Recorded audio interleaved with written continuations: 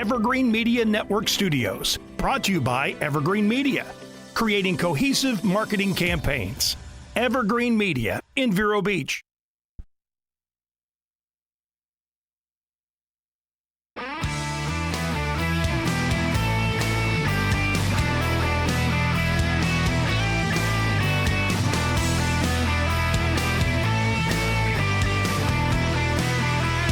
Welcome back to Classic Car Radio. That's the song I wanted deleted. That's the one I get earworm from. You don't like that No, song? it's okay, but I get earworm out of it. Earworm. I go home and it's in my head the whole way home, even if I play the radio. You got a problem with these Music. No, it is. Yeah. I'm a musician. You know, like he's a musician, but the music. If I hear a stupid commercial, like say I'm watching Fox News about how Kamala's going to build us a wall, right, and then. They'll go to a commercial with some stupid jingle, and that'll be in my head for hours. Really? Yeah. You got to turn that crap off. Yeah. He obviously don't work hard enough. Nah, you're not doing nothing all day. Yeah, when I'm working, it's in my head, too. When I'm working, it's in my head, too. What's the other story you got going on? Okay, we did it last week. A Kia dealer tricks a scammer into getting arrested. What they do is this guy came in, and he bought two Kia Tellurides, like you and Kimberly have, Mike. Yep. And what happened was they were having a weekend car sale in Memphis, and this guy attempted to buy the two vehicles with false ID bearing the name of a dead person. And to keep the suspect on site until the police arrived, the sales staff put on this big fake show, like a congratulations video they were doing. Wow. And they were saying, "Oh, you're so happy. It's a congratulatory video." And they put it up on TikTok, and they were showing that video, I guess, I don't know, right up until the police showed up and arrested the guy. No kidding. Yeah, so according to Memphis police, the man walked into the Gossett Kia on August 10th to arrange a deal to buy two Kia Tellurides. And those are the biggest SUVs that Kia has. These weren't base models either. The two of them together were $158,000. They're about $159,000. So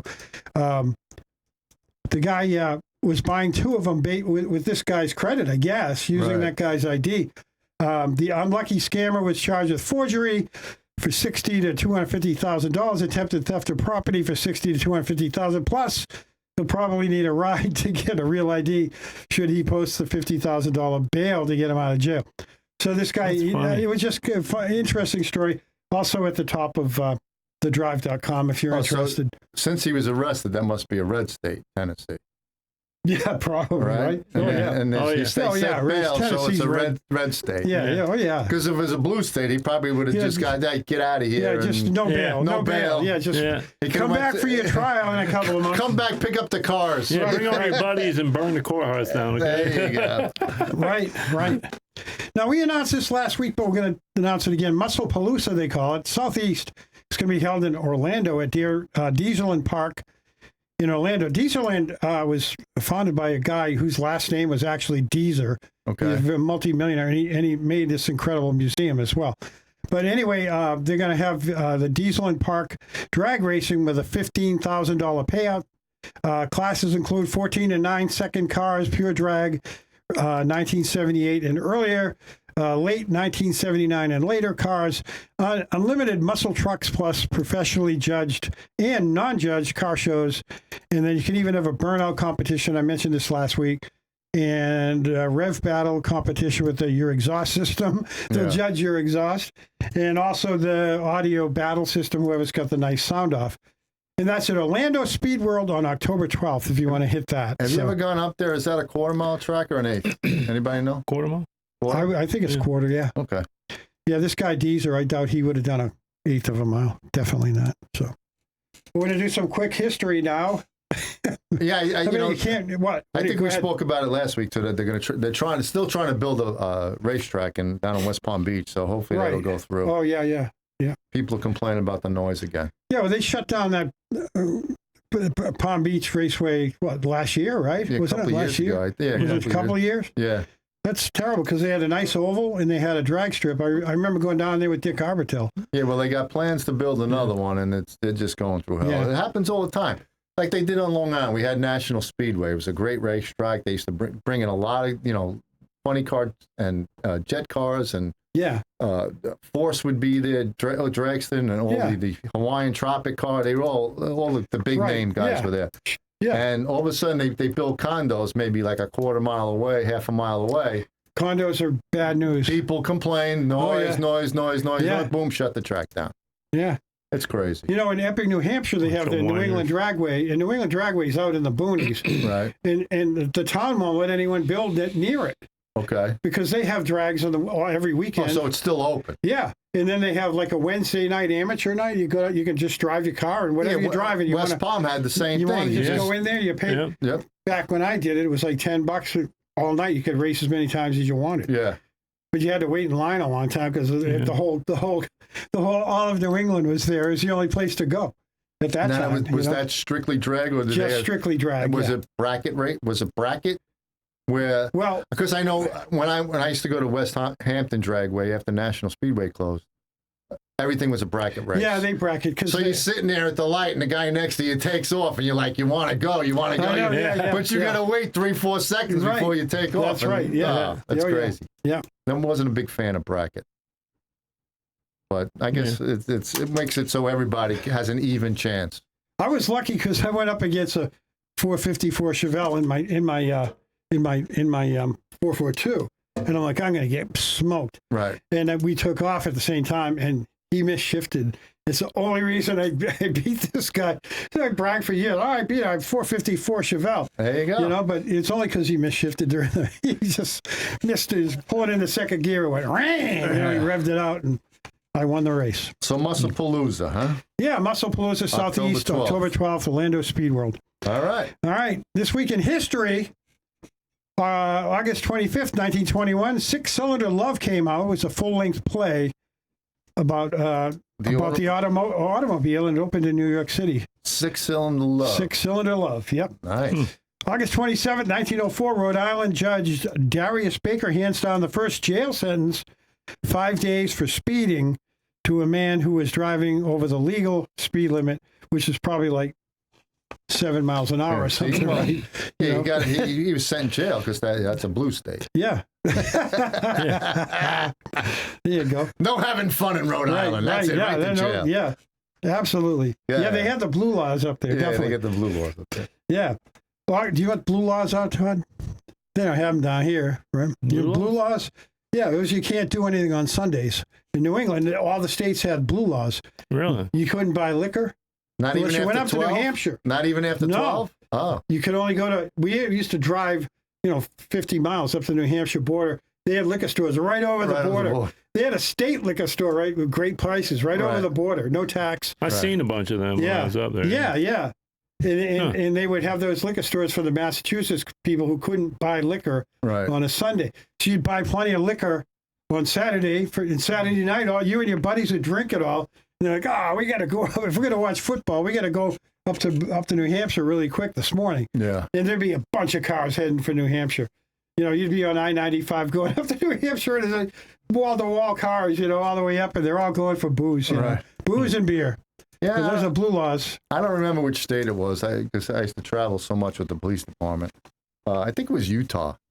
When you landed in Utah, if you wanted to go to a bar, you had to get a license to get into the bar. You're kidding? Yeah, really? You had to pay to get a drinking license. Really? So I think it was Utah, or it was somewhere Utah. Out west. Yeah, it's Utah because it's all Mormon. You couldn't just walk into a bar. You need a license to get it was ridiculous. Yeah.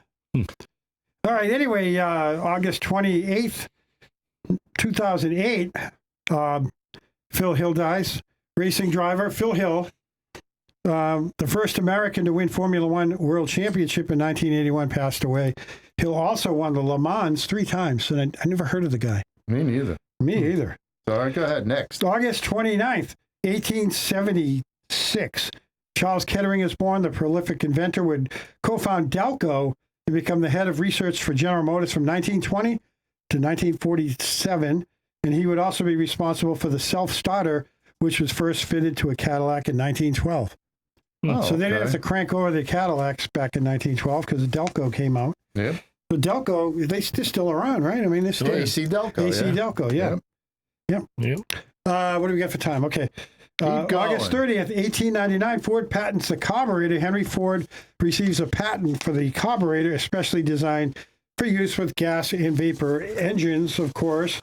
And then finally, August 31st, 1899, first automobile climbs Mount Washington driving a steam-powered locomobile. F.O. Stanley and his wife Flora climbed Mount Washington in 2 hours and 10 minutes. The ascent to the clouds hill climb was the first run in 1904.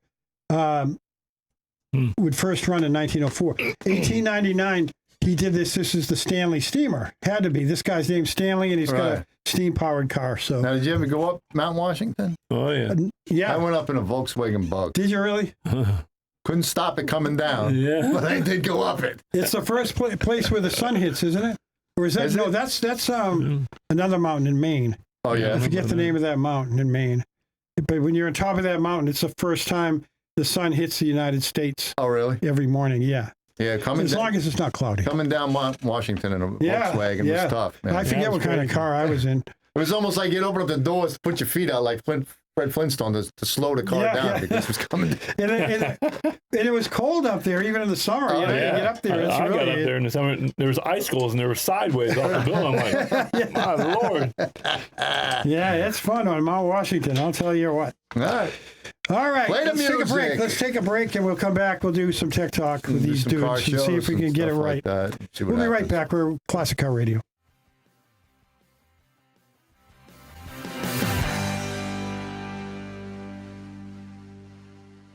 For state-of-the-art auto glass and windshield services, make it American Auto Glass. American Auto Glass has over 20 years of experience working on glass in cars, trucks, motorhomes, buses, and all commercial vehicles, even helping you save time, speeding up your insurance claim for free glass replacement, both in-shop and mobile for most vehicles. Trust American Auto Glass, your one-stop local business. 281 Sebastian Boulevard in Sebastian. American Auto Glass. Sunshine Furniture. If you dream of creating a home with furniture where you make life one long weekend, visit Sunshine Furniture now and save 50% on all Tommy Bahama and Lexington furniture during the Fall Home event. Bedroom, living, and dining room, home office, media, and occasional furniture that is inviting and comfortable, Tommy Bahama and Lexington offer everything you need to furnish your floored home. The Fall Home event ends September 30th, so come in now. Sunshine Furniture, 1295 US 1 in the Publix Plaza, Vero Beach. Visit our website at sunshinefurniturecasual.com and buy local. Sunshine Furniture brightens up your day. Sunshine Furniture, the best in every way. Ooh, have a sunshine day. Sunshine Furniture. Stop on in today and have a...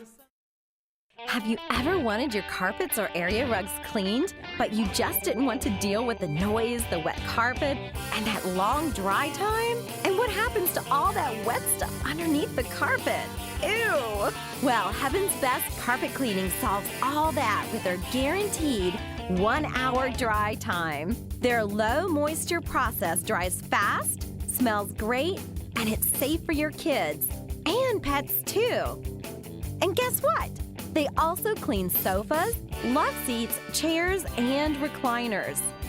Heaven's Best serves all of Indian River County and Barefoot Bay. They're bonded and insured, and your results are guaranteed. Don't put it off any longer. Grab your phone and call Keith at Heaven's Best, 772-643-6999. You'll be thrilled with the results. 772-643-6999.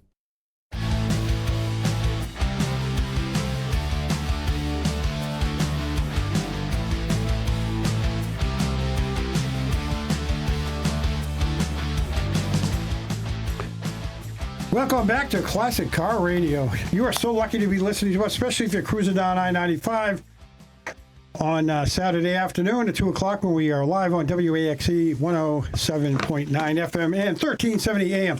You know that 1370 AM, it's, you know, you might get the static and everything, but if you're going up I-95, you can listen to AXE all the way past all the way past Grant. Oh, really? Way up, yeah. I'm surprised. Why does the AM Well, station come Kim in told better? me that the AM reaches better.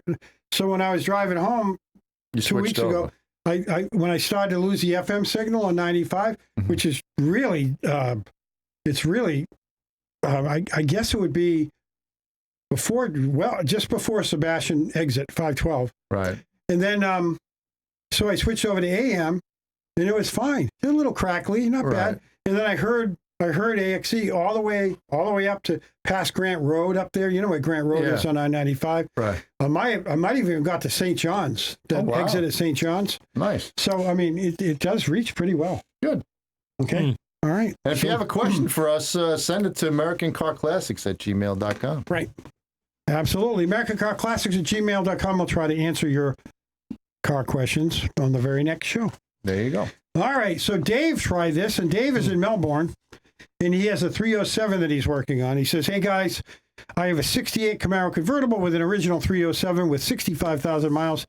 I did a fresh rebuild with flat top pistons, headers, and recently purchased an Edelbrock intake and Harley with an electric choke, vacuum secondaries. And is there any other easy upgrades that would wake the car up? Well, of course, headers and exhaust. Yeah, but he's already got that. But I mean, if he put in flat top piston, he said headers. Yeah, he should have put in some aluminum heads. That might have gave him a little bit more power because the 307, I think it's only rated at 200 horse. Yeah, it's kind of a dog. Isn't that a dog engine, really? Yeah, it's a work engine. Yeah. Yeah, it came in a lot of the old trucks back then. So yeah, I mean, I would go with some kind of new aluminum heads. Well, he already purchased the Edelbrock intake and but he said he had fresh rebuild with flat top pistons, but he didn't mention heads. Yeah. Yeah, he needs. So he could use a performance head on that. Yeah, put some aluminum heads on it. It'll cool the engine down a little bit, get a little bit more power. Right. What else, Todd? Maybe change the rear. Throw a cam in it. Throw the cam in it. Cam, yeah. Put some different gears in it. It just depends on how much driving you're going to do.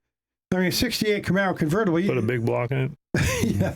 And with the 307, it's probably got a little 10 bolt in it, so you should be able to get a posi unit in there, get a 10 bolt posi carrier, and then just change the gear or put up a 355 gear in it, and you'll be able to go. Yeah. You could pair up a 350 if you had a. I mean, 350s you can find everywhere still, right? Yeah, because with that 307, he's probably got the power glide in it, and that's really much a drag racing. Everybody wants him. Yeah, so there's a lot of options, but if you want to keep the engine you have, just go with the heads, right, Mike? Change the heads. Change out those heads. Good. What else? All right. Chill out now. We've got a whole show to go here. All right, so Lenny in Port St. Lucie says, hello, this is another Camaro. I'm looking for info on a set of stainless steel headers for my 1969 Camaro that's got a 350. I have hooker competition, but the ceramic has started to flake off. So I will not go with that type of coating again. What brand do you guys recommend? Also, any of them have better access to the number 8 cylinder rear bolt by the firewall? Mine, you cannot get a wrench on unless you pull the motor out. Thanks. You ever dealt with that on a Camaro? That back bolt on the well, it depends, like you said, number 8 cylinder. It's depending on what kind of headers you get. And he said he's got the hooker head. His hooker head is a kind of tough. Yeah. You know, because they could be 2-inch or 3-inch headers, whatever. I forget the hooker comps. I think that's what I have in my 55. Yeah. But on the Nova, I think I got Doug's headers, and they fit perfect on the 350 motor. Yeah, Doug's makes good in Hedman. Yeah, Hedman headers. Yeah. And I looked up, American Racing makes a header too, which is less money, but it's 100% made in the USA. Yeah, and if he wants that coating on it, don't do it. He said he doesn't want it. Yeah, so they come in black. Yeah. As a stainless wise, I don't know who makes them. Makes it regular, just stainless. Yeah. Who does make the stainless? There's somebody local. Hooker makes stainless. Do they? Okay. Yeah, but he has hookers now. I think most of the companies make stainless by now. Yeah. I'm sure. Yeah. Absolutely.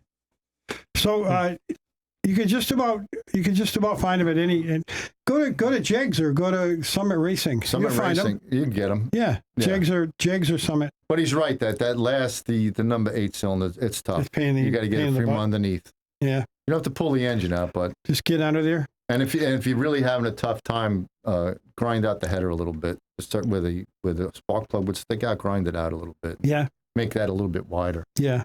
Yeah, beat it with 3/4-inch socket. Yeah. All right, there you go, Lenny. Good luck with that one.